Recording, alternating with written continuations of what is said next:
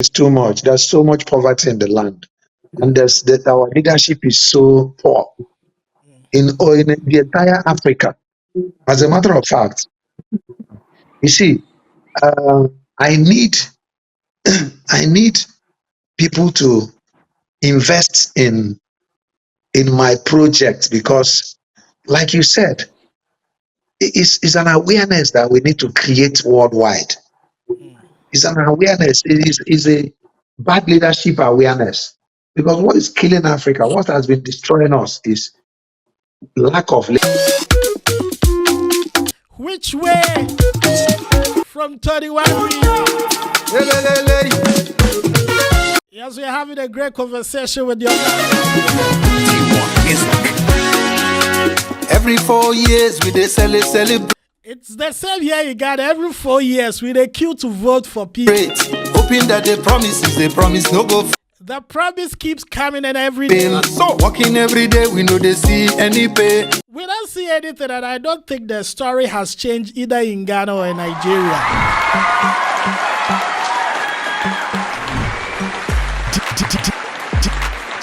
DJ Paco Ray. Yeah, Mr. Tony. Yeah, I don't sabi the secret now. So no, make no worry. Anytime I come out, I'll come back. Anytime I freeze, I'll come back. Okay. Yeah. All right. I'm sure you heard me playing that beautiful song called Which. Yes, I heard you. Yes. I heard you. Yes. They do also, Joro. They know the reason how we did. I want you to take this particular topic in a bigger picture. Right from this, we'll go to your show that is coming up in the UK on the 9th of August. But this particular subject you were singing about, it is not something that only Nigeria can relate to. When you go to Ghana, Ghana shares the same story. When you go to Kenya, Kenya shares the same story. When you go to Cameroon, God knows for how long the president has been on that seat. Yes. What was the motivation behind this song? What triggered you to write a song like this? Yeah, it's the stress, man. The stress is too much. There's so much poverty in the land, and that our leadership is so poor in the entire Africa. As a matter of fact, you see, I need people to invest in my project because, like you said, it's an awareness that we need to create worldwide. It's an awareness. It is a bad leadership awareness because what is killing Africa, what has been destroying us, is lack of leadership. And funny enough, most of these people come to the United States, they come to the UK, they go to US, they go to all these premium, wonderful, beautiful countries, and they buy houses there, they enjoy their own sweat, the sweat of the people of those places. And then they go back to Africa and they keep perpetuating that decadence, decay in the system. There's no infrastructure. There's nothing. But the worst that made me sing this song is hunger. My brother, there is hunger in the land. If you go to see, I'm in the UK right now, preparing for my shows. I have a 042 lounge in North London on Friday, Leicester City on Saturday. Now, truth of the matter is that I'm doing my own protest. The protest that people are having in Nigeria, in Kenya, in every part of the world, I am doing my own protest. My own protest is against bad leadership. My own protest is against the people that continue to make the poor people suffer. The rich is getting richer and the poor is getting fatter. Sorry, the rich is getting richer, fatter. The poor is getting poorer. Right? Yeah. Every 4 years is inauguration. The highest bidder, that's the one that can buy a car from the auction. And that tells you that our politics is messed up. I just told you a story about how I couldn't go back to the House of Assembly because I didn't have money to spend. Yeah. It's the highest bidder that buys a car. In the auction, they say, go in. Somebody will say, 5,000. Oh well. It's gone. So if you don't have 5,000, you relax now. Another person will say 5,005. The highest bidder, they will ring, and the person takes this. And that's the politics of Africa for you. You don't have money, you cannot lead them. Well, not to Go cut ahead. you with exactly what you're saying, I would like to bring in a conversation that I had with Brother Joseph Assad when it comes to, we keep saying leadership, but who and who are putting these leaders there? Who and who are collecting these monies from these leaders and they are voting for? And Joseph said something, I think you need to hear that. Brother Joseph, I don't know if you get my question and you re-echo what the conversation we're having on the other side. Yeah, because you can see me, I was nodding my head in agreement with what he was saying about our leaders coming to these premium countries, and they go back and still perpetuate their people in poverty. But I share different opinions in this, because our leaders are people who we all grew together in the same streets. They share power epileptic problem with us. They share bad roads with us. They share no water with us. They share bad internet with us. They share everything with us. But immediately they go out they have that opportunity to leave that street. They use money and buy all those things the best.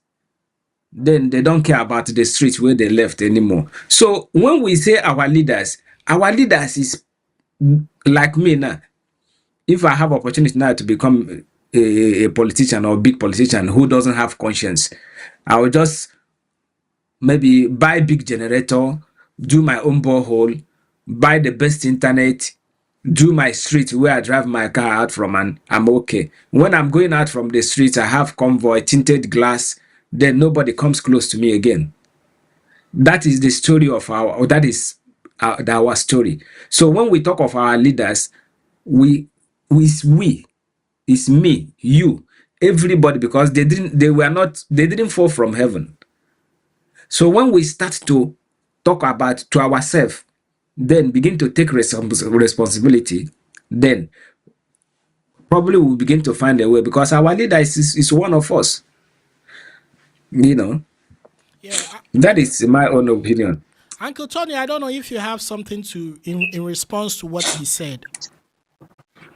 Yeah, what he said, he has a point. He has a point there, but the problem is, if we have good leadership, then our infrastructural development, will sit. The management of the economy is also because of bad leadership. The poverty in the land, for example, the subsidy that was removed. Normally in Nigeria, they said they were managing subsidy. They were paying subsidy so that they were subsidizing the average Nigerian poor person. There will always, even the Bible says, there will always be the poor among us. You understand? Yes. So the truth of the matter is that the management is about taking care of the less privileged.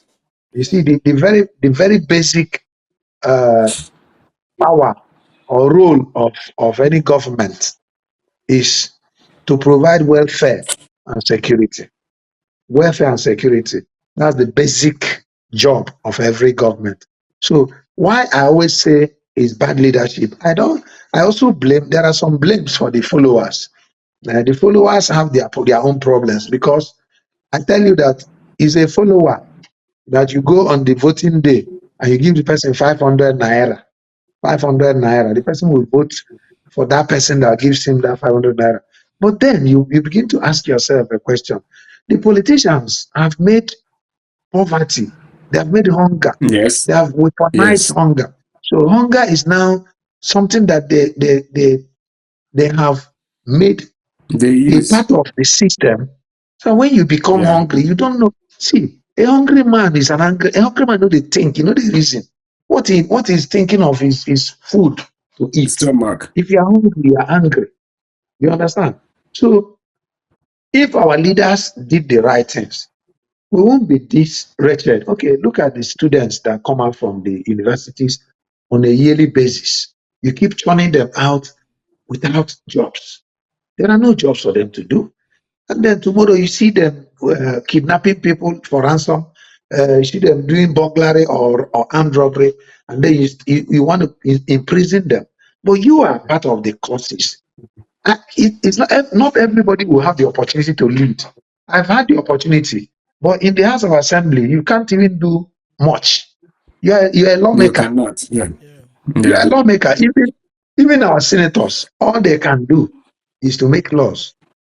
That's the brief. That's what the law allows them to do. A senator that comes and does road, he doesn't even do road. He attracts it. He puts it in the budget. He ensures that road in Ngobala that is in his constituency that has been bad should be put there. Then he goes on oversight function to ensure that the people that are giving the contract does the job.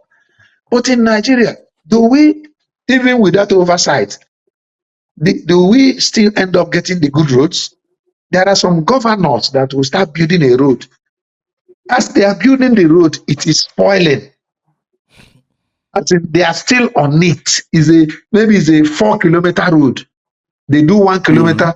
When they are doing the second kilometer, the first kilometer is already getting messed up. So what kind of country is that? What kind of leadership is that? So sometimes I feel that what we need in Africa, in every country in Africa, is divine dictatorship. And they need to add it into the dictionary of types of democracies or types of leaderships. Because we need somebody that will be directed by God in heaven. And anything the person says must be done. And anything the person says, naturally, because it's from God, will be good. Have you bothered to ask yourself? I'm talking about my country, Nigeria, now, right? And even maybe Ghana. Have you bothered to ask yourself a question? How come the best developments, the most developments in our countries has happened during the military dictatorship? Have you thought about it? Jerry Rawlings came in and just cleaned Ghana before Ghana started becoming what it has become. Without the flight lieutenant, Jerry Rawlings, I don't know if Ghana would have become the Ghana it is today. It was during the military dictatorship of Abacha, Babangida. You see all this Abuja you see that was built. Infrastructure, 90%. So you begin to ask yourself, minus the things the white man did for us. Do you know you go to cities like Enugu, Bini, Port Harcourt, you go to the GRA, government reserved areas, you see houses, buildings that were erected by our colonial masters still standing. Then every day you hear in the news that a building that was just built like 1 month ago collapsed and killed 100 people. So I think something is wrong with us. You know, sometimes I hate slave trade. I hate everything about it. I hate colonialism. But let me tell you something. Sometimes I believe that if the Oyibo had stayed back up till, if they didn't leave us in 1960, I'm talking about Nigeria, they didn't give us independence and left about maybe 1990, Nigeria will be looking better. Yeah, I mean, I'm telling you the truth. Myself, I have had that kind of feeling looking at what our people are doing. I've been to Dubai a couple of times, and I get there and I realize a country that is on desert, they have never lacked water. But you come to Ghana, where we have water in abundance and there are homes without water. You go to parts of Nigeria, they are struggling to get clean water to drink, and it's quite pathetic. So sometimes we all feel that the white people could have done better. The system has also pursued, it has driven away all our brains. If you go to America, you'll be shocked that even in that Dubai, the person that gave them the idea of suspending water and bringing it down when they want. You check well, he'll be an African. Oh, I mean, probably from Ghana, from Nigeria. When you see some amazing things being done by some Nigerians and Ghanaians out there, it would blow your mind. Now, this is the reality. If a young man lives in Africa for 30 years of his life and he has not been able to achieve anything, and he travels to UK or US for 3 years and 4 years and he's able to achieve something, it clearly tells everybody that living in Africa for 30 years is a waste of time. It is worth spending 5 years abroad because at least you can come home and do something. And this is the sad part of it, you know. But I would say let us not even drive this whole conversation to. So this is a story for another day.